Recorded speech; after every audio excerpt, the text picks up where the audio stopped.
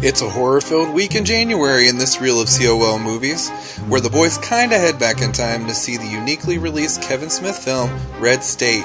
In theaters, they head out to see if the Catholic Church will have a spasm about the exorcism movie, The Devil Inside. In Trailer World, they check out Daniel Radcliffe's post-Harry Potter Haunted House remake of 1989's The Woman in Black. In movie news, we talk more news about Kevin Smith, the potential sequel to Avatar, as well as the crappy plot to Resident Evil 5. It's the 87th reel of COL Movies. Even the Nazis think this guy is Nuckin Futs. The past. You telling me you built a time machine? Out of a DeLorean? The present. When does this happen in the movie? Now. You're looking at now, sir. Everything that happens now is happening now. The future. Hi. Welcome to the future. And I'm telling you, it's great here. You're listening to COL Movies.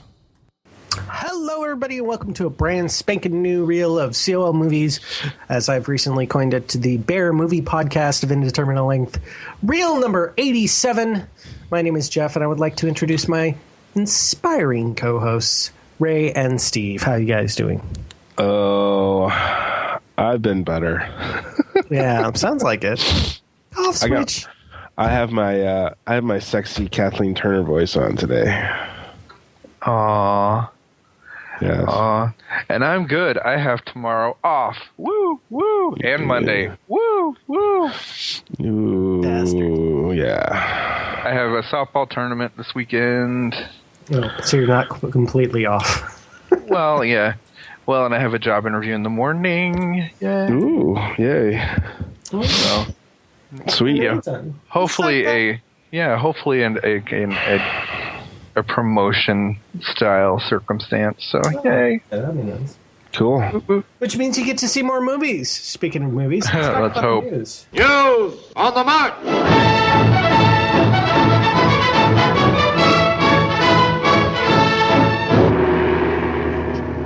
February 2nd, Kevin Smith, live from behind the scenes. I'd like to think live from behind means something else, but it's funny that we're I always talking, wondered about Kevin Smith. Anyway. Sorry. wondered about what Live from behind. Yeah, I think we've got confirmation regarding that now. Sorry. Yeah. Much as some people wish, we'll just keep wishing. Yeah. If you've Malcolm. Oh, Malcolm. Love you, Malcolm. Anyway, getting back to the reason I put this down here. I just got back from the movie theater actually to see The Devil Inside, and the first thing that I saw in the movie theater was this little advertisement for this live from behind thing that's coming February 2nd. Now, I've never gone to one of these sort of events, so I don't know how they work, but he's going to have some sort of live event that's going to be broadcast to movie theaters nationwide. But the kind of cool thing is that I guess there's going to be some sort of audience participation thing going on where you can tweet to him and he will answer questions. So I don't know if this is like a nationwide Q&A with Kevin Smith live. Well, I know that the NCM Fathom events, which I see all the time when I go to the Regal Cinema that I go to, when the movie's not either at Flicks Brew House or Alamo Draft House, I always see these things for big orchestral events. I've never seen them for anything else, so this would be kind of interesting. Of course, in those big name, you're not going to see this at your Alamo Draft House or anything, but Regal or AMC's and such like that will have something like this. Apparently, I'm guessing they're doing like some sort of live stream, and they're basically showing it on the projector. Right. I mean, my theater, I have an AMC theater that I go to all the time, and they do tons of live events, concerts, all the time. I've yet to ever go to one. Same here. It's sort of mostly Broadway. Around here, there tends to be mostly Broadway shows or like opera. Symphony. Yeah, we get a lot of opera. So I just thought it'd be interesting because I've always wanted to go to one of the actual Q&As that he does at the colleges when he records his Evening with Kevin Smith DVDs.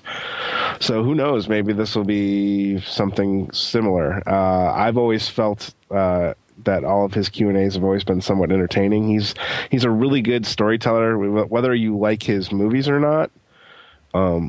To hear the man actually tell you a story, he's a very good storyteller. So if there's anybody that's really into Kevin Smith, look around and see if any of your local theaters have this event February 2nd. It's only that day because it's live. It's happening live. Just to also clarify, when we say into Kevin Smith, we mean like you like Kevin Smith and his material, not his actual physical presence. I mean it in every way possible. Okay. Yeah, but in this case, really, you're probably not going to see any belly or any other part of Kevin Smith besides his head and hands. And well, he never takes his shirt off, so.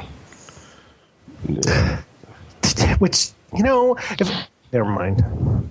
Yeah. That's just another thing for me, but that's another show. Yeah.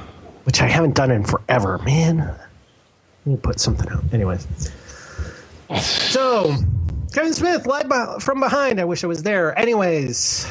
Yeah. So, while you're waiting, to do all that other stuff you talked about, you can sit there and wait for the Avatar sequel, which originally we thought was going to come out maybe next year.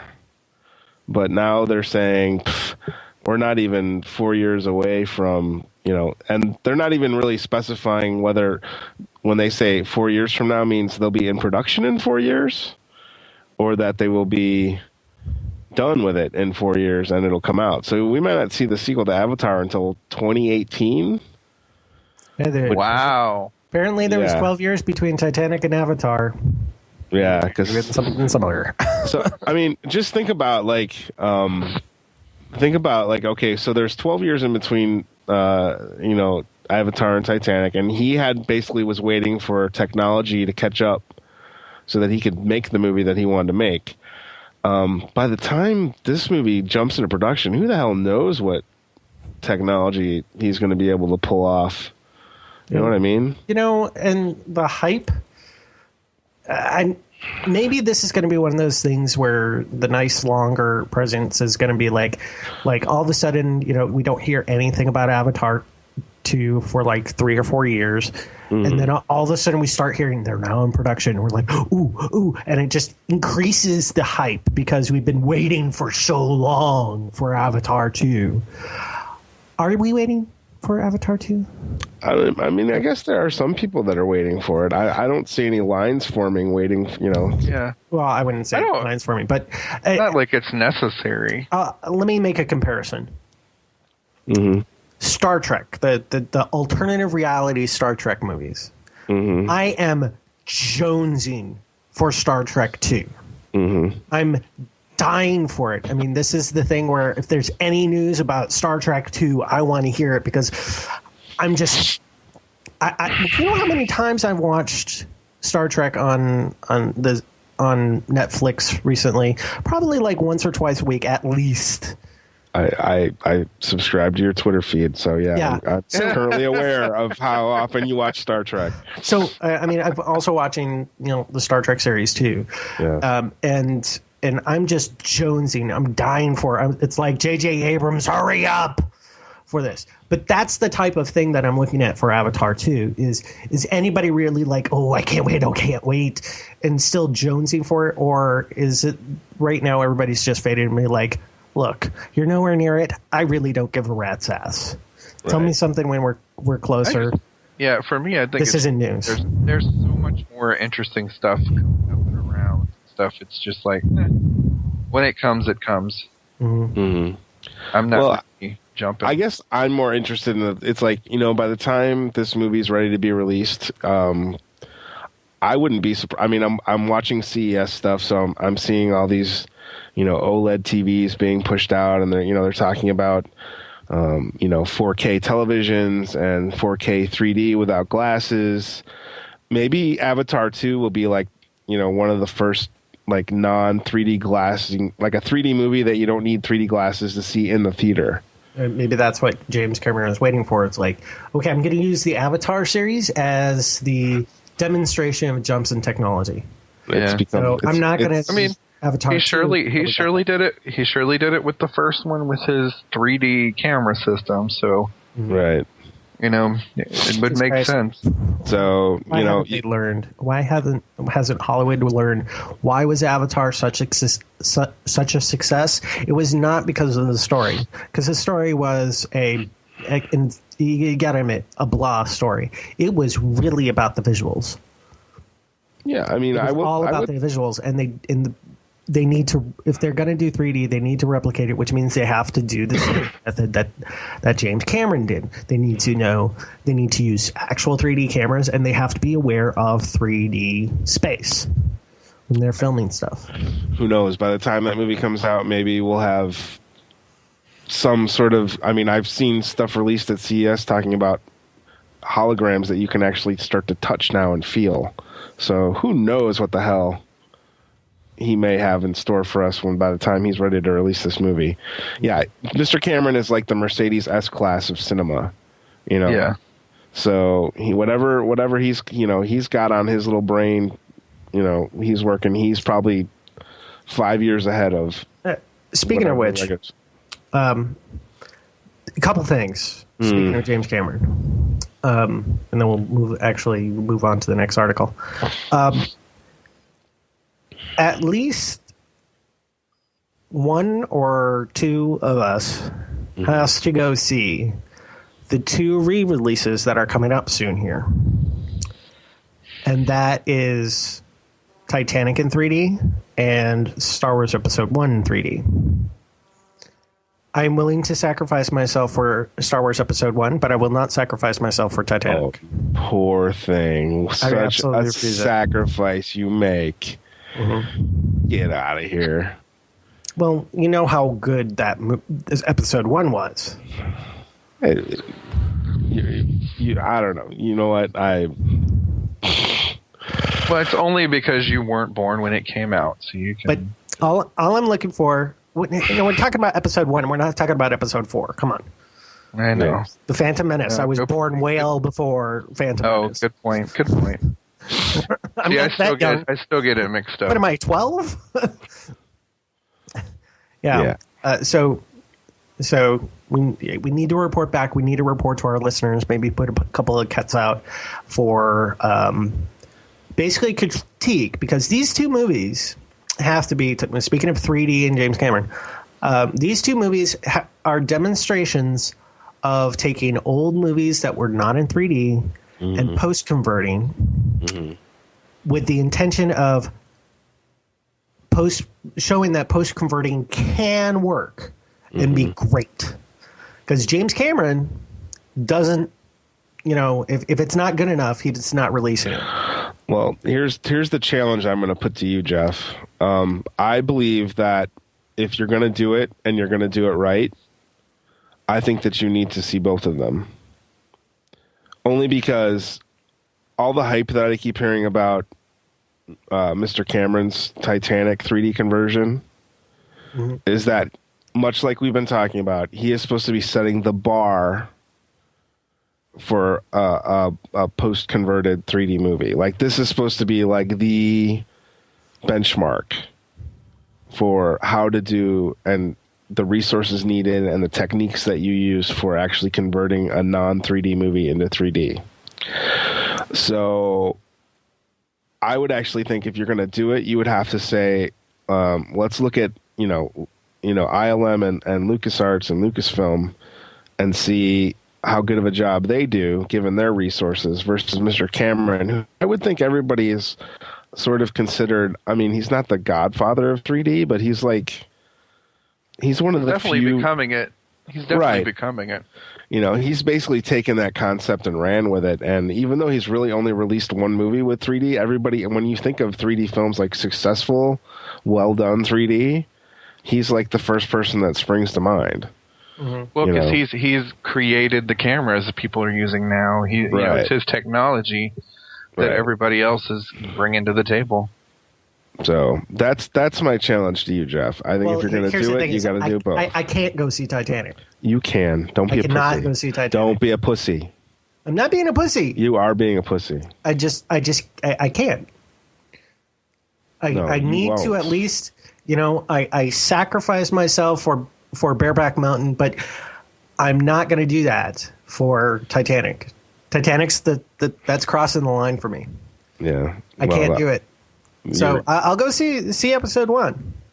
You two go see Titanic, report back, and I'll go see Star Wars, The Phantom Menace in 3D. Mm-hmm. And then we can report back to what we have. You guys don't have to see both.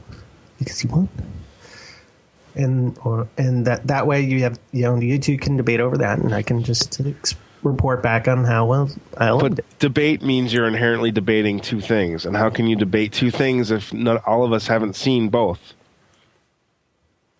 The problem is I can't. You're debating one side of an argument. It doesn't make any sense. I'll be able to put my 2 cents in about the Phantom, but I can't. Yeah. Think real hard about that. I wouldn't want you to hurt yourself. Titanic. Yeah. I wouldn't want you to hurt yourself. First world problems with Jeff Anderson. I know. I know, but I gotta hold my principles on something. Yeah. That's. I just want to see the video. I don't need to see the movie, but I want to see Celine fist pump, chest bump, and fist on 3D. I just want to see it like, you're here. I want to see that 3D. I want him to post-vert that. You want to see her warbling neck in 3D? Yes. That's pretty horrific. That would make me happy. But then again, I haven't seen Titanic either. I've been a Titanic holdout. Yeah. Yeah, but you're probably actually willing to go see it. The thought makes me want to puke, especially after seeing War Horse. I feel like it's going to be another just see War Horse. That's going to cause you not to see Titanic. I mean, you don't have any excuse. You haven't necessarily sworn off Titanic. I felt emotionally raped by a horse. How do you think I'm going to feel about some? Whoa, slow down there, Mr. Hands. Oh, good Lord. Yeah. Let's get this podcast back on the rails, shall we? Are we? Okay. Oh my God. Let's talk to something a little less interesting. Refivident Evil. Yeah. Retribution gets terrible title and plot synopsis. I wouldn't necessarily say it's a terrible title because I've seen other movies like it basically throwing this 5 into as the S of Resident. It's kind of been done before. It's 7 and 4. Yeah. Yeah, I want to say that 7 though was like one of the first ones I remember. This is more like, I don't know. I'm beginning to think like this could be like the best movie ever, but it's immediately losing points with me because it put that goddamn number in the title. Like, it's like, I don't know. As soon as I see that, I think of little elite fucking 12-year-olds playing World of Warcraft. Sorry.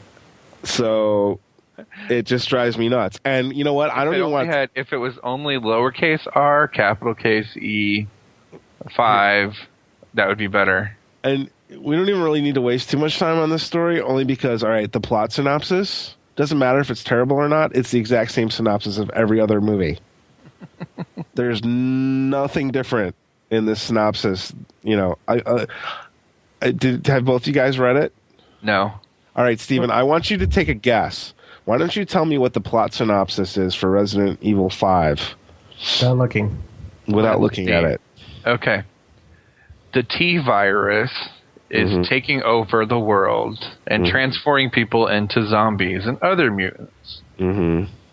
And I don't know if it's going to end up being Mila or not. Mm-hmm. But we could say that Mila and her host of friends must stop the T-virus before it takes over the world. The end. You want me to read the actual synopsis for you? Sure. All right. The Umbrella Corporation's deadly T-virus, ding, continues to ravage the Earth, ding, transforming the global population into legions of the flesh-eating undead, ding. The human race's last and only hope, Alice, ding, awakes at the heart of Umbrella's most clandestine operations facility and unveils more of her mysterious past as she delves further into the complex. Without a safe haven, Alice continues to hunt those responsible for the outbreak. Ding! A chase that takes her from Tokyo to New York, Washington, D.C., and Moscow, culminating in a mind-blowing revelation that will force her to rethink everything that she once thought to be true. Aided by newfound allies, ding!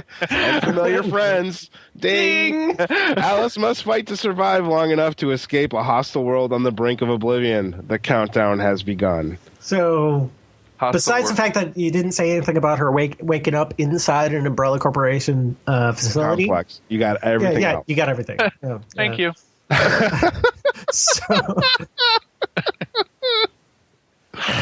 I mean, in some sense, that was exactly what it was in Resident Evil 4. Every single movie. I mean, really. Always wakes Yeah, up. but she didn't always wake up in the middle of the Umbrella Corporation facility. So really, what we should title these is Resident Evil. Where does Alice wake up this time? Where's Alice? Yes. Like, where's Waldo? Where's Alice? Oh, God. Where's Alice? Yeah. So Jill, where are you? Barry. Oh, sorry. Now I'm getting into the games. Enough. So that was Revive It in Evil. Mm-hmm. Yeah. Moving on. Enough of that. Going into the past. You're telling me that you built a time machine? Out of a DeLorean? Red State from 2011. Directed by Kevin Smith, starring Michael Parks, Melissa Leo, and John Goodman. 58% rotten and 58% audience. You know, That's it's funny. frightening. Well, you know what? It's funny that it's 58%. You know why? Because that's about how much of this movie I actually liked. I think I liked Nice. Wow. You didn't like Kevin Smith's non-comedy, saying it's a nasty ass $1 million horror flick with few, if any, redeeming characters. All right, let me put it this way. Horror flick. Well, I do have issues with calling it a horror flick, but that's why I put that in there. Yeah. Well, I say, all right, I loved 58% of this movie. Okay. The rest of it, I sort of tolerated. Okay. But I didn't love it. Okay. Which is saying a lot for me, because even when Kevin Smith's at his worst, I usually love his shit. I mean, I loved that, what was it? God damn it. The Affleck, Jennifer Lopez, Jersey Girl. I even like Jersey Girl. Everybody hates Jersey Girl. True. But this definitely, for me, for as big of a Kevin Smith fan as I am, and granted he looked like, I don't know, Carrie Fisher, I'd still be a fan of his work. This is not typical Kevin Smith. No, and that's good. I like Kevin Smith movie. You would not. I'm totally cool with him pushing outside of his comfort zone. I would love to see him sort of, continue to sort of explore different ideas and things that, ultimately what Kevin does is Kevin writes for himself. He writes and shoots movies that he would like to see, So, it really comes down to, do you have the same sort of taste in things that Kevin Smith has? And if you do, you tend to sort of like his stuff. So if you tend to like crazy, stupid comedies with dick and fart jokes, Kevin Smith's your guy. He took a stab at sort of the silly romantic comedy and got panned for it. I think he sort of made up for it with Zack and Miri. Because that's more of like a romantic, I don't even know if I want to say romantic comedy, but that's more of that, like a relationship comedy. Yeah, that's more in his vein. But I was really, when I heard that he was writing this movie and it was going to be a quote unquote horror flick, I was kind of jazzed. I'm like, well, I know he's a good comic writer and he writes, for all these different storylines, and I know he can write. So I was immediately sort of, anticipating a really, really great flick. And I think I got that for about 58% of the time. What percent of the time? The beginning, end, middle. I'm just curious. As soon as John Goodman comes on the screen, yeah, it loses it for me. Really? Yes. I thought that ended up being the most interesting part because I found it being, not only did I like the beginning, but I thought the John Goodman stuff was interesting because he was kind of the anti-hero in this movie. Like he was trying to do something to save these kids. But his boss has basically just been like, drop the bomb on it. That aspect of the story I like. Yeah. But unfortunately, what happens is, to me, in my head at least, as soon as John Goodman shows up on this film, that this turns from, which can be like the beginning of this movie, the intro to the church, that whole scene with the cross and the people in the cage, that part of the film, to me, that's what I wanted. And I wanted that for more. I wanted to sort of delve into that. I think that could have been stretched out much longer.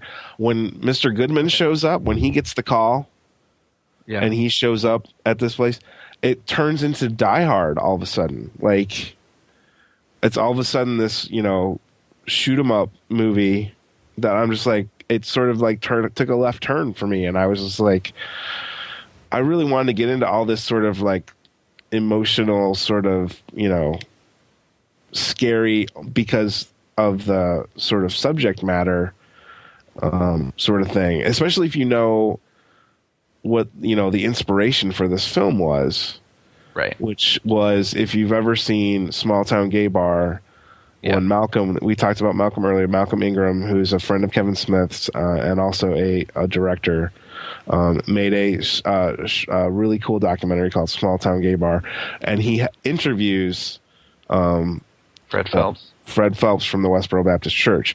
And that interview that's in that movie is some of the most sort of scariest thing. Like, to watch that man and listen to him. It's one of those things where you're like, that's him on camera and he's freaking me out. Like, he's really that sort of creepy. By the way, what is he like when he's around his own people and is sort of free to do what he wants to do? That's sort of where I think this, that's where this movie was born out of. Like, I can take that character and... Well, and they mention Fred Phelps in this movie, saying that this guy is even more... Yes. Yeah, I think one of the things was to kind of push away from that, just to be like, yes, this guy's based off of it, but we're going to say this guy's worse than Fred Phelps. Yeah. Mm-hmm. And this is not Fred Phelps. In kind of just so they can separate the two. It's a way for them to push away from that and to sort of be able to say, no, it's not. It's this character isn't him, because we've mentioned Fred Phelps in the film and said, oh, this guy's got Fred Phelps ain't got nothing on this dude. Like we've given Fred Phelps the pass. Like, he's freaking Scooby-Doo compared to this guy. Right. So I think that was a clever way of just kind of wiping their hands of the whole Phelps thing and, being able to not draw too. I mean, they already knew they were going to draw the ear of the Westboro Baptist Church.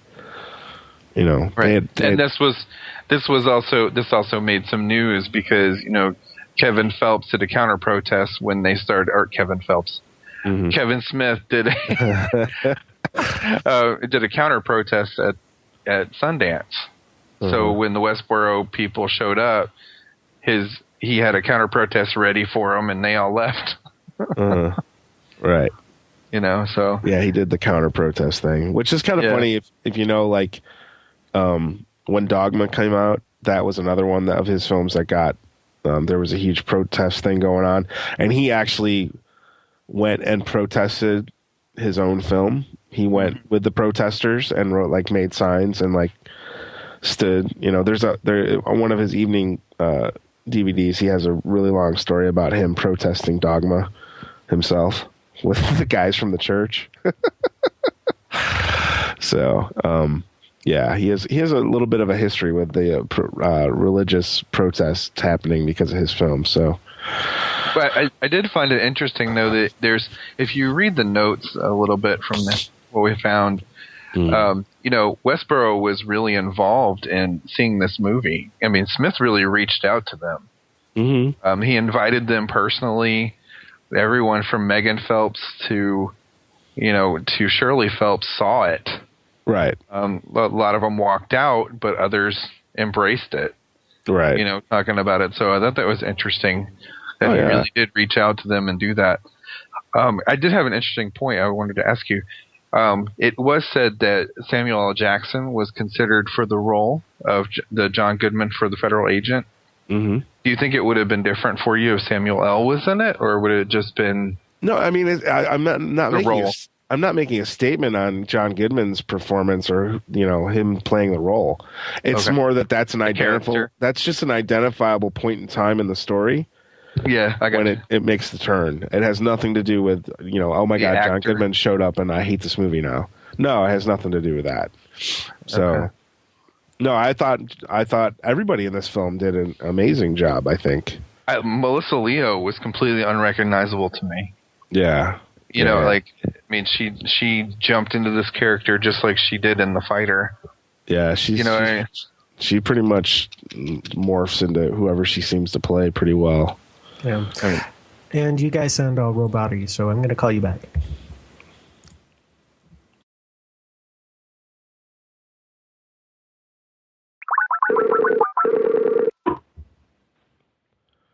You sure it's not just my cold? No, Stephen was happy about it too. Oh, y'all sounded fine to me. Yeah, well, on this end it was different. Yeah. Go ahead. No. No, but I mean, as a movie though, I found it really interesting, and it went definitely in a route that I didn't expect. I did expect it to be much more about the stuff you talked about, Fuzz. Right. More about them trying to navigate and finding out the truth behind things that were going on within that church or that compound, and finding out like when it talks about horror, like basically finding that they were feeding them to I don't know, I don't know what was going on with it. But then the horror factor kind of comes in for me, just thinking about that there are really people who can get to this level. Yes. And I think that was where and that they have such an impact, like on the sheriff. Mm-hmm. I mean, by the way, read the last statement on our trivia regarding the sheriff. Yes. And the Easter eggs that are available. But I've also found the fight scenes to be really interesting. The shooting scenes and stuff, especially the parts like after Lafayette's boyfriend, I forgot his name, after from True Blood. Yes. After he comes in as the one of the SWAT officers. Mm-hmm. And when he comes in and all that stuff, and then all of a sudden you have the girl who's on the ground, and the one SWAT officer comes up and is like, run away, here, take this gun and run. Mm-hmm. And she's like, no, you're going to shoot me. That was an interesting, that kind of stuff got real interesting for me. Oh yeah. I mean, that whole play, that whole part of the plot I was down with. I wasn't expecting like this Waco, Texas shootout to be going down. Yeah, it's true too. So that's where it lost me. I thought this movie had an incredibly strong start. I was totally into the movie. Like, yeah, this is going in the direction I guess I anticipated it to go. And then it just, it took a turn, and I was just like, I didn't turn with it, I guess. Yeah. Did you find it to be a Smith movie? Did you guys see it like from the things that I was just curious. No. I mean, it doesn't follow his typical formula, but I see it as a Smith movie in the dialogue, the conversations. He's not afraid to set a camera up at a couple actors' faces and let them talk. And they will have a conversation You know, where a lot of studios would be like, hey, can we cut this? Can we trim, a couple lines? It's not really important. He really will let characters have a conversation in a film. And to me, that shines through, regardless of the subject matter. He tends to have a very conversational storytelling ability, So that part of the thing, yes, I identify Kevin Smith's work there as his sort of style. Well, I have to say too that I thought for the low budget, the quality was really good. Oh yeah, this isn't low budget when it comes to Kevin Smith. Well, it was. It's the second lowest. It's the second lowest budget he's ever used on a film. Yeah. Which just goes to show sort of like the power of, I mean, who knows? Maybe, I don't know, we talked about this earlier. Maybe fucking Avatar, by the time it comes out, it's all going to be shot on cell phone cameras. That's how good the footage is. Yeah. You know what I mean? Like, I mean, it's that I can go to the store and buy a decent video camera. Now it is video, not film, but a decent, digital video camera that can do 1080p. Yeah, my phone shoots in 1080p. Right. Yeah. So, yeah, amazing that what can be done with such. I mean, I think that's sort of the thing that sort of sticks it to Hollywood. Like, maybe we need more of that. Everything doesn't have to be $100 million blockbuster, blowout movie. Good stories are good stories regardless of how much money, you spent on them. So. True. So what did we learn? So, what have we learned from Red State? We have learned, love that neighbor. People. Okay, wait. Stop. Sorry. Mm-hmm. I have to ask you guys. All right, now we're all homos here. Yeah. I don't care how straight I am and how much of not a virgin I want to be as a kid. I'm not having sex with that woman. Even with 2 beers in you? No, I'm sorry. Yeah. I'm sorry. That I love was you, Melissa Leo, but really, no. That was a little bit of a stretch for me. And it made me ill to think that she was 38, air quotes. Yeah. And I'm like, bitch, I'm older than that. And that pisses me off. I'm like, all right. Sorry, I didn't mean to derail the flow of the show there, but I had to say that before we moved on. Yeah, and wouldn't you have thought that they would have been under some suspicion by the fact that she started talking about the devil's work? I know, right? Just saying. People just do the strangest thing when they believe they're entitled, but they do even stranger things when they just plain believe. Crosses can be bought in dollars or common sense. Be careful meeting someone in a trailer at night. Speaking of which, teenagers can be really stupid. The feds fabricate things? That's shocking. Craigslist is Craigslist for people who want to get fucked. When parents block porn sites, they make socially awkward children. Actually, it says kids, but I don't know why I said that. And that is what we've learned from Red State. All right. I thought the acting was great. I thought the shooting was great. And I'm not talking about the guns, although that was actually pretty good. The directing was great. The editing was great. The sound was great. Everything about this movie was great, except that the movie was very, whelming. Ultimately, this movie was a disappointment for me. Strong start, to me, an awful finish. I had high hopes for it, but it just didn't pan out for me. I mean, I guess it's worth a rent if you got Netflix or whatever. Go ahead and watch it. You may totally dig it. But to me, don't expect it to do anything unexpected. I thoroughly enjoyed this one. Not exactly what I thought it was going to be, but I definitely thought the acting was amazing, and the characters are extremely memorable, especially. Lots of good old shoot-'em-up action, too. That was a surprise to me. So if you like... It was less horror, though. I will put that out there. It's not less horror and more action.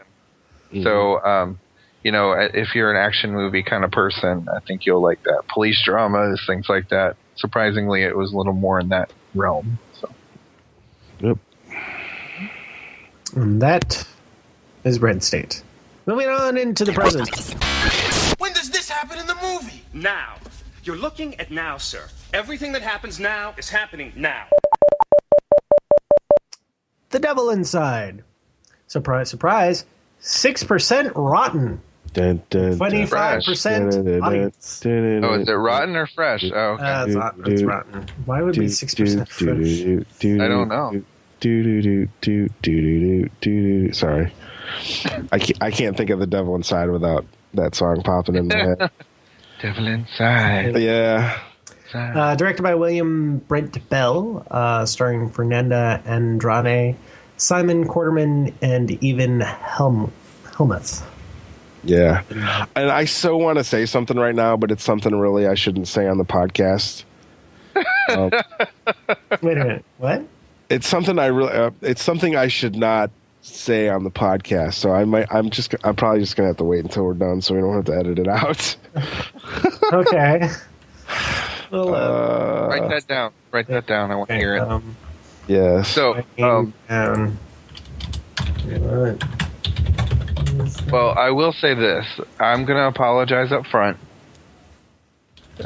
because I had no earthly idea this was a found footage movie when I went in to see it. So you didn't? You didn't see the trailer? Did we talk about the trailer? I saw the trailer. I thought it was going to be a mixture of film and found footage.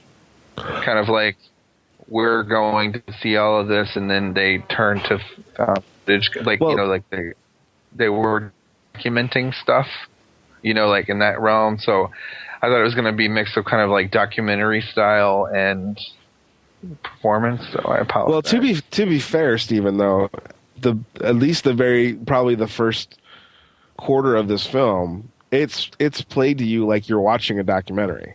Right. Yeah. So that was one of the things. I'm jumping way ahead of myself here. One of my biggest sort of issues with the film was that, given what happens at the end of it, that this is given to you like somebody took the time to put together this documentary. Yeah, it was an actual documentary. Right. So somebody managed to round up all the camera footage from all the different locations and all that this dude was working on after what happens, and so that was like my first like sort of like, okay, we're watching this sort of documentary on exorcism. That's interesting. And I try my hardest. I'm going to admit something here. I try my hardest not to read reviews of films before I see them. Mm-hmm. And I didn't on this one either. I try my hardest, but we'll thank my boyfriend for this one. Over the weekend, I got a text message while he was in Austin. Says, "Oh my God, The Devil Inside is like the worst movie ever." I'm like, You were like, "You bastard." You just spoiled it for me. Don't do that.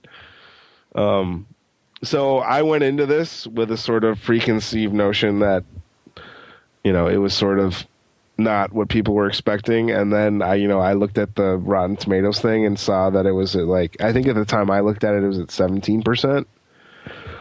And I was just like, oh boy. So the thing with me when it comes to reviews is, one, I don't actually read reviews. I just look at the Rotten Tomatoes rating, and I'm like, wow, this should be fun. And then I go see the movie, keep an open mind, because I found several times where there's been a really bad rating for the movie, and I really enjoyed the movie. Like, I'm one of the few that actually like it. So I take it at okay, a lot of people didn't like it. I'm not thinking that I'm not going to like it or planning on not liking it. I want to see what it is and see if I like it or not. I guess I just I have this thing in the back of my mind that, maybe because there's been times where like movies that people have really, really hated, I've enjoyed. Like, I found something enjoyable about them. Absolutely.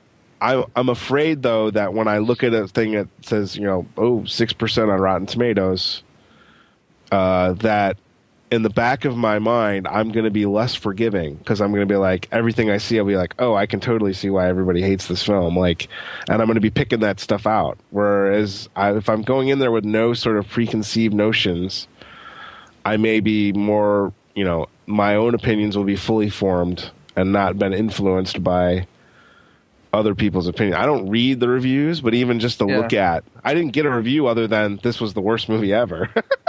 Yeah. Well, even when I see a review that's that bad, I usually find something redeeming.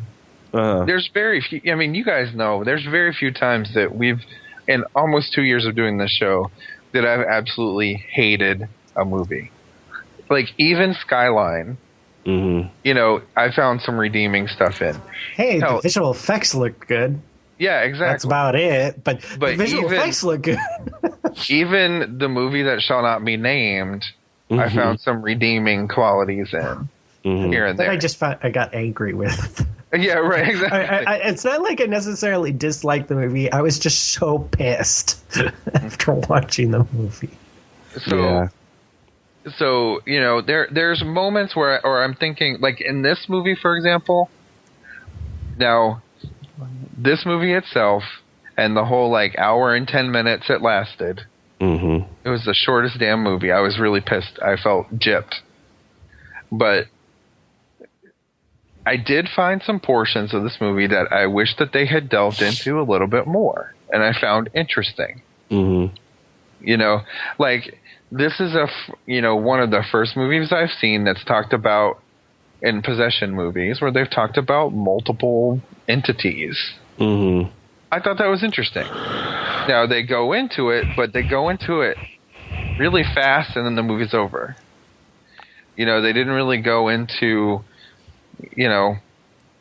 right? Like that, like how that could happen or why that might happen, or things like that. And then the next thing you know, it's like she touched this one, and they're possessed. That kind of stuff, and it's like. Right. It's one of those things where, like, as soon as we walked into the school, which it's good to know that just anybody can walk into this Vatican school off the street and just hang out, just take classes. Yeah. But as soon as they were like, oh, these kinds of possessions can happen, and this can happen, and this can happen. I'm like, they just highlighted like there's like this list of stuff, and they just talked about two things. How much do you want to bet that? One, if not all of these things that they've talked about are going to happen in this film. Right, exactly, right. So yeah, it wasn't a big surprise when it's like, as soon as things started happening with the first dude, you're like, oh, it jumped into this dude. Yeah.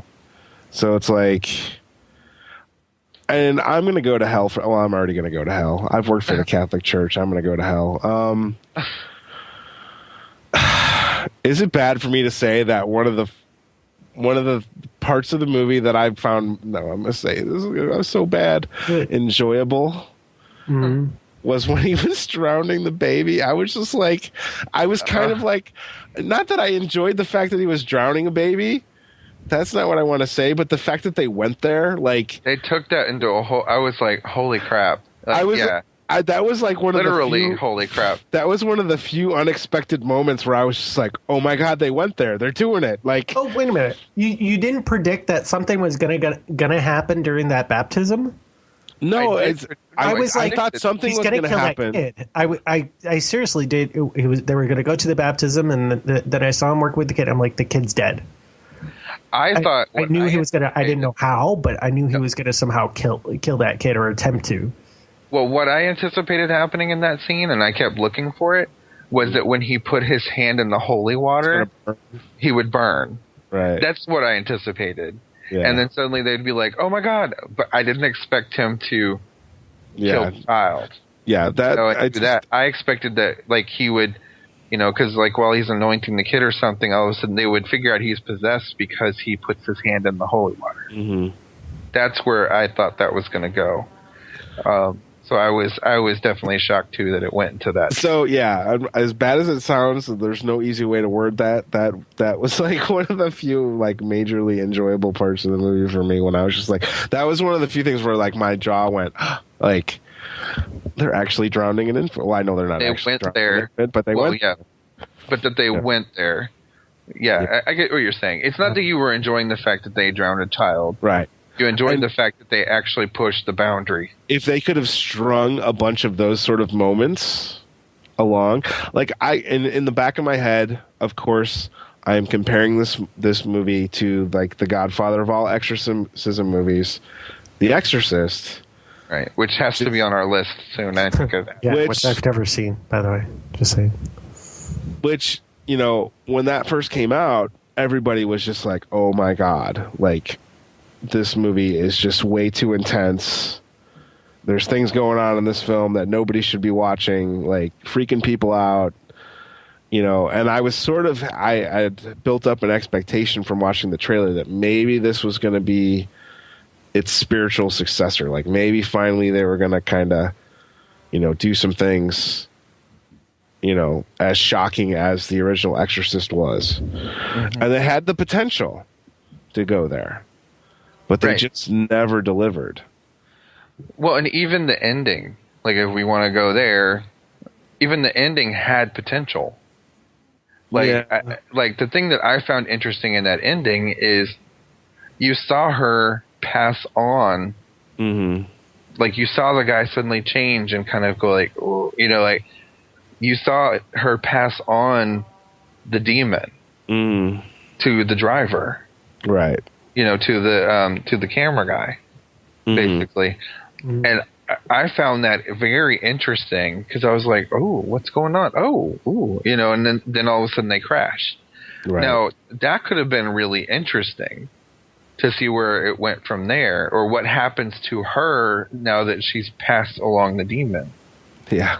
Well, here's the thing: I don't think she passed along the demon. She passed along a demon. A demon, right? Because there was 4 voices that Ben determined in there, and one of them went into David, and one of them went into Isabella. Yeah, and so there could have been a second one that went into Isabella, and then that one went into Michael when she wrapped her arms around his face. Right. Yeah. No telling. I mean, I guess one of my other problems I had was, okay, they set us up for the whole transference thing. You know, they said, you know, there's transference. Right. But it's one of those things, it's like, I mean, I guess they could have explained it. It's sort of inferred that, you know, her mother was doped up. You know, she was heavily doped up the whole time she's been in that, you know, institution or whatever. So is it basically saying that drugs keep demons stoned enough to not transfer to another person? Like, I think they were trying to say that it keeps her doped up enough not to react. Right. The demons can't use her because her body is so doped up. Right. You know, but yeah, I guess we learned that that's not always true. I will say that the lady who played the mother, she did a really good job of being sort of very creepy. Yeah, like totally. With her eyes and stuff, and just her facial expressions. Like, kudos to her for pulling off, you know, creepy lady, possessed lady state. Like, that was successful. Yeah, but the ending though, when the ending happens, it was me, and there were 3 other people in the theater with me, and I didn't say anything. Now, I didn't know anything about the ending of the film, but when it happened, and I sort of, you know, I accepted the fact that this was the ending. The guy in front of me basically was like, "You've got to be kidding me!" Like, that's it. I mean, he literally said, "You've got to be kidding me." And then when we all got up to leave, he's like, "Did you expect it to end like that?" And I'm like, "Nah, I guess not." I'm like, to me, it was sort of like the cop-out ending where, like, ooh, we can set it up for, like, maybe more movies, like, later. Yeah. This could be the new Paranormal Activity. Well, and that's what they're hoping it would have been. Yeah, but it's clearly not going to be. It's one of those tragedy-type movies. It's one of the things where you tell this story of, you know, in this case, found footage, and everybody dies in the end. It's basically a tragedy, you know. No, the hero. The only difference between an actual tragedy in this type of movie is the fact that the hero doesn't win in the end. Right. It's just everybody dies. Well, nothing. Instead of everybody dies, and the hero wins. It's almost. I mean, and in some ways, in some twisted way, it's kind of also saying that the church wasn't going to do this. Right. The church wasn't going to touch this. Right. Now, you wackadoo people that thought you were going to go out and do this on your own did it, and you screwed up. And guess what? You died. Right. Church is right. Yeah. There's also a little twist there, that throws in an interesting little point that we don't often hear. Well, this so whole it's pro-Vatican. I see what you're talking about. Nothing in this movie. Nothing in this movie gets resolved. This is the unresolved movie. Like, there are no plot lines that get resolved. Like, they even hinted bigger things. Like they kept saying, the demon kept telling the one priest, like, you'll never get away with it, or how could you think, what was Ben? But you never find out what it was. It's like, oh, there's this thing that, like, the one interesting thing, like, I want to know what this guy did. Yeah. What does this demon keep talking about? Like, and you see the guy talk about he accidentally killed somebody. Didn't he talk about it? I don't know. Maybe I had zoned out. I think there might have been something where he killed his uncle. Yeah, there was I think that's how his uncle died. Is somehow he killed it. Possibly even he was the one possessed. Well, I was waiting for that to happen. I was waiting for him to say it was his uncle. Like, that was one of the demons. Like, I was ready for that to happen. Oh, no. I don't think it was a demon that was. I actually think that Maria actually was being possessed by Lucifer himself and his demonic cronies. Yeah. And I think that's true. She was kind of like the point. Yeah. You all know my name. The devil inside. Yeah. That whole thing. You all know my name. Yeah. And everyone knows my name. And he just had brought along some of his cronies so that he could transfer at some point. I guess. Yeah. I was very disappointed. I didn't want another. It's like, okay, it's this type of movie again, where it's a tragedy. Everybody dies in the end. Mm-hmm. I wanted someone to win. Right. I really was hoping, one, that David wouldn't have died. Two, that Ben would have somehow defeated the demons in some way. It kind of like his vendetta to beat the demons. He exorcises Isabella, exorcises Michael. Mm-hmm. Too late for David. Poor David. And then finally faces off with Maria. And, there's some sort of triumph in all of it, even if it's something where it's this mean horde fight, and then all of a sudden, maybe still a tragedy. Ben still dies, but in dying, he saves Maria or something like that. Right. I think that would have been an interesting twist. That if in the end the person that survives is Maria. It was only 87. That would have been an interesting. But actually, Maria, like no longer possessed, exorcised. Right. Maria. Right. That's what I mean. Like if she would have been the one that ultimately survives. She survives. That would have been interesting. And our hero dies, and still have that tragedy element, but still kind of essentially a happy ending, right? In some sense. This is 87-minute movie. Yeah, they had more time that they could use to tell more of the story, but again, they just decided to go with the same old of everybody dies in the end, and Maria is not saved. Nothing was accomplished in this movie. And they kept, what was infuriating was they kept hinting at things like, it was they were hinting at it being like a documentary, obviously, the way it was presented. And you get into these points where the characters are telling you stuff like, this happens and this is the way this is. And they start hinting at these little things, and it's like, ooh, that's sort of an interesting concept. Let's see where they go with that. And they just go nowhere with anything. And it just makes me so mad. It's like, oh, like you learn more in 5 minutes at a real exorcism than you'll ever learn in 3 months at this class. What did we learn watching The Exorcism? That, you know what? Well, we'll go through did I put it as what we learned? Because there's something I definitely learned. Yeah, I put it on there. We'll see. Yeah, I did like kind of how they did that little mix of science and with the with the religious aspects. You know, they were monitoring things and watching the dilation of the eyes and just having that to be those aspects, because that kind of gave them signs of different things, and they used the muscle relaxant to unwind. Well, one of the things that came to mind during this film, that was, they keep talking about, we have evidence. We have evidence. We want to bring it to the church. So we have evidence that this is going on. But in this day and age, with what freaking 7-year-olds are able to do with Final Cut Pro on their Macs at home, the type of evidence they're talking about, I mean, obviously, you have a video of some chick levitating 2 foot off the ground, screaming.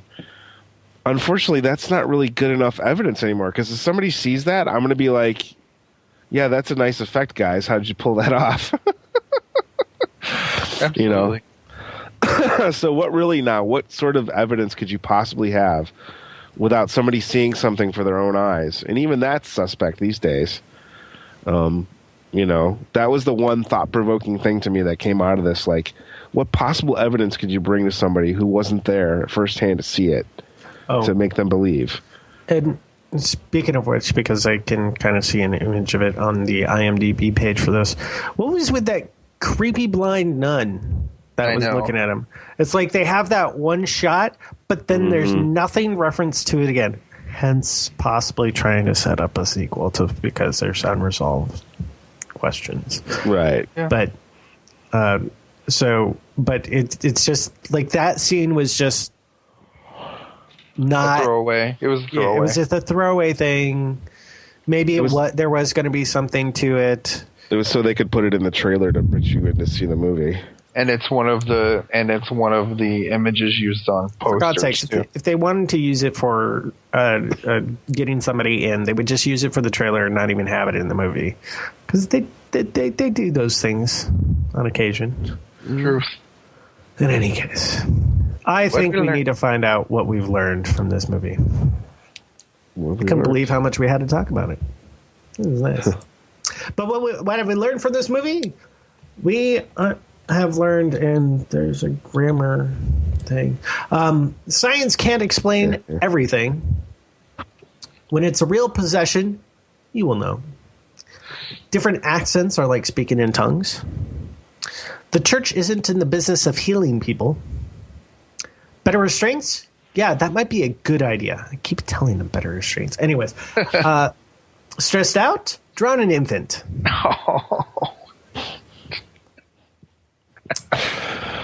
I didn't read these beforehand. Possessed people need to be in the trunk. Good answer. Really? It was one of the few laugh out loud moments for me, because you just watched this dude try to drown a baby. Did you see his eyes? You watched the dude. It looked like he was stressed out. No, it really. The funny part is, old boy runs into the apartment. The filmmaker runs in after him, and they're like, "What's going on? What's wrong with David?" He's like, "I don't know. He just tried to drown this kid at the baptism." And she's like, "Oh well, he has been really stressed out lately." Well, you do realize she was also possessed, so she was probably thinking, "Oh, that's normal." I was like, "Wow, okay." Well, and she had just been talking in the camera about.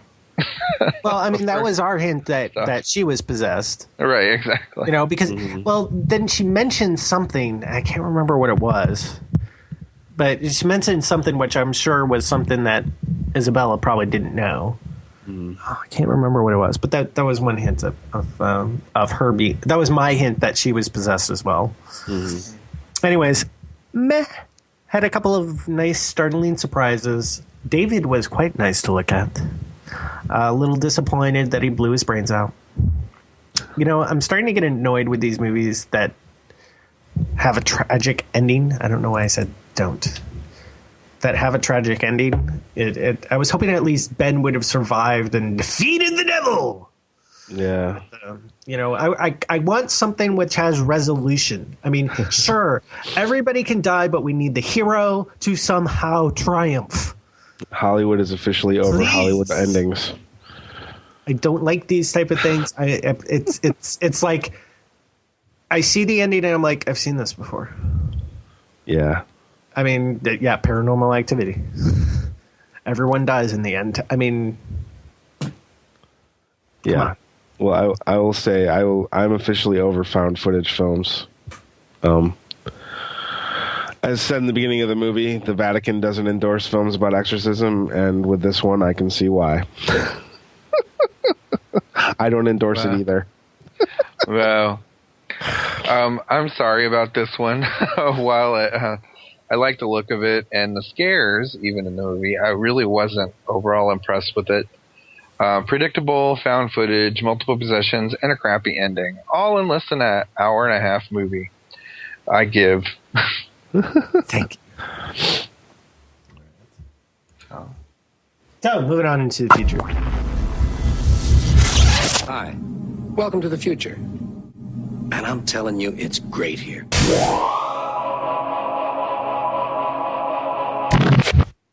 Creepy little girls start singing. Or at least making a rhyme. Talking a rhyme. Freddy's coming for you. Oh, sorry. Wrong movie. The Woman in Black. Directed by James Watkins. Starring Daniel We're not Radcliffe talking about Johnny Cash's wife. And Syrian Hines. Mm-hmm. Did I say that right? Yes. Mm-hmm. Okay. Syrian Hines. Okay. A young lawyer travels to a remote village where he discovers the vengeful ghost of a scornful woman is terrorizing the locals. Yeah. A scorned woman. Scorned. They're always scorned. They're always scorned. Have you seen The Grudge? Yes. Yeah. See? Hell hath no fury. Yeah. Yeah. So, what I found exciting. Anybody have any comments about this? The trailer? Yeah. Well, of course, there's the whole, this is Daniel Radcliffe's first big movie after post Harry Potter. Yeah, good pick, Daniel. Oh, I mean, okay, it's apparently, I'll tell you this much. Apparently, it must be some big-ass UK movie, because if you go on YouTube, I've never seen so many people that seem excited about this movie in the UK. Well, it's a remake, isn't it? Well, yeah, it is, but I'm just saying, apparently, it may not be a big deal here, but apparently over in UK, they're all about this movie coming out. So, well, here's my question: how much of that is about all the Daniel Radcliffe fans that are just waiting to be able to see him on screen again? That's true. Could be. Yeah, I mean, I'm sure there's a big contingent of people that, I mean, he was popular with a certain demographic, and I'm sure they're all, chomping at the bit to see him again. I would say that this trailer, I don't know if it excites me is the word, although it's one of those things where it's like, I wouldn't like turn my nose up at seeing this film. I think it might be I'm at a loss for words here. It's sort of like the anti-found footage. It could be a scary movie with an actual plot. Like, here's a story. Here's a ghost story. Everybody likes a good ghost story, right? Right. So I don't have to worry about, them trying to shoehorn some stupid reason for Daniel Radcliffe to have a camera and filming everywhere he goes around this mansion. Obviously, because it's, there were no cameras back when this was made, but, or the time that it's set in. Yeah. The only thing that really inspires me from it is kind of the look. I like the look of the, like, as they're driving, like in there, they show a part where they're like driving to where the house is. Mm-hmm. That looks awesome. The look of the house looks very creepy and dark. It looks like a good horror, like a good haunted house movie. It's got the look.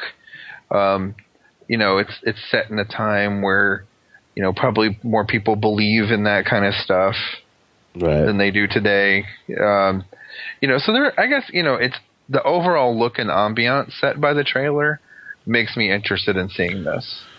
It's not a family moves into a house and finds out that it's possessed kind of movie, like, have been more of the recent ones. It's kind of taking it back to another time. Right. So I find that to be kind of redeeming. So the look draws me in. Well, I mean, you guys have kind of touched on it already, but I mean, this was a novel that was adapted into a play and was also adopted into a television movie, and a radio broadcast of the thing was done multiple times. So, I mean, there's obviously been a lot of effort in getting this story into different medium. So there's got to be something there. Like, there's, the source material has to be somewhat decent. People don't, well, I wouldn't, I'm going to put my foot in my mouth here and say that people don't remake crap, but we know that not to be true.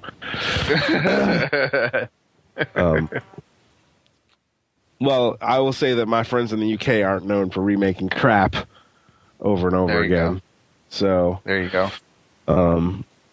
There's got to be something there, and that really, I mean, I could really care less that Daniel's in it. To me, it's interesting to see him do something other than Harry Potter. In fact, I just saw Miss Watson in a movie over the weekend. I saw A Week with Marilyn. And she was in that, and so it's always interesting to see those sort of, see them branching out and doing other things. When they pop up, they're going to get shoehorned into those kinds of roles. Right. So, but yeah, Mr. Radcliffe, he's not the draw here. Hopefully, the fact that this has some sort of, the source material has some sort of merit, is what's the draw for me. And that makes it even a little more interesting. I didn't know that background.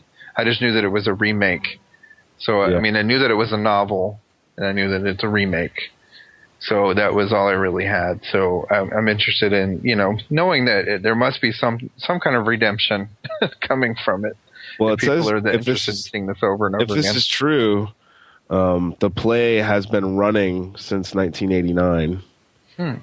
So it's obviously got some staying power. And she's written quite a few books, so I'm not familiar with the author, but she's got a few under her belt and a few awards under her belt. So cool. Yep. Makes it even a little more appealing. All right. So, The Woman in Black. It's another haunting movie. That's it. It's just another haunting movie to me. It would be nice to see Daniel Radcliffe in something non-Harry Potter, but I don't think this is it. Right. Yeah, like I said, the trailer has me interested only because I feel there's an actual story in this to engage you. I really could care less about Daniel being there. I mean, I'm sure he'll hopefully do a good job. I'm sure he'll be a draw for some, but he's not the reason that I would go to see this film. Yeah. The story itself doesn't seem new from what we know, but maybe I'll be surprised. But the environment actually set by the trailer is what's really drawing me in. I'll see it. Nah. Whatever. That's all I gotta say. And with that is the end of this reel of COL Movies. Next week, coming attractions are Star Trek First Contact, Next Generation's second movie. Also in the present, we're looking at Contraband. Sorry, there was really much going on right now. In the future, we'll be taking a look at Men in Black 3. There's plenty of ways to contact us. Let us know what you thought of these movies and trailers. We really would like to hear from you. You can go to our website, colmovies.com, leave a comment on our blog. Also, email us at colmovies@gmail.com. Shoot us a voicemail at 361-265-8255. That's 361-COL Talk. Oh, by the way, did I mention that I got a message on that line? Yay! But it wasn't for us. Oh. It was for Comes Out Latin, and which has been defunct for a while here, but he hasn't caught up to find out about that. In any case, follow us on Twitter at twitter.com/COL Movies, Facebook at facebook.com/COL Movies, and please stop by on iTunes, leave us a 5-star review. We'd very much appreciate it.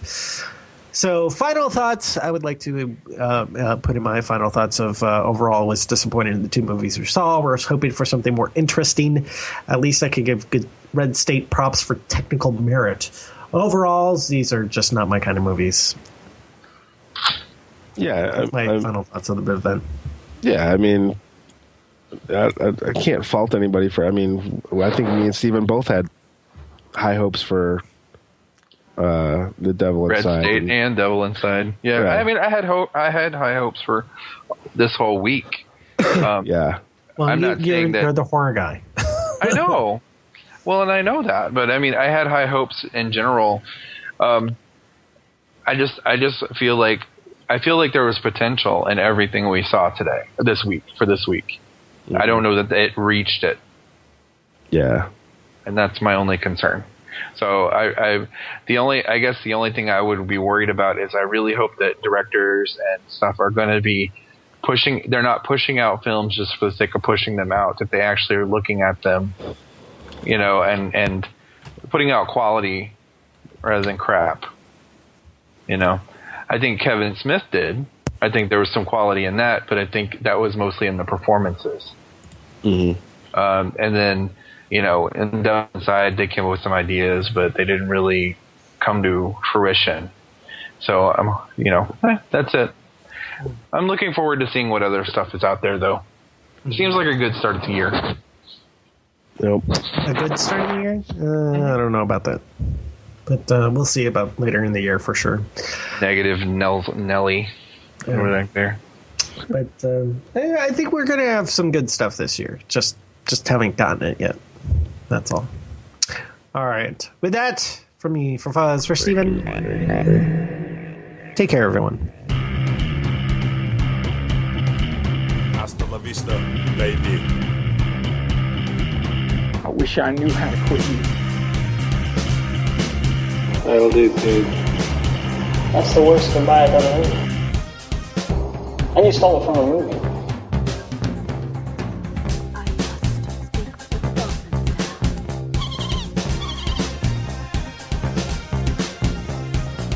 He's looking at you, kid.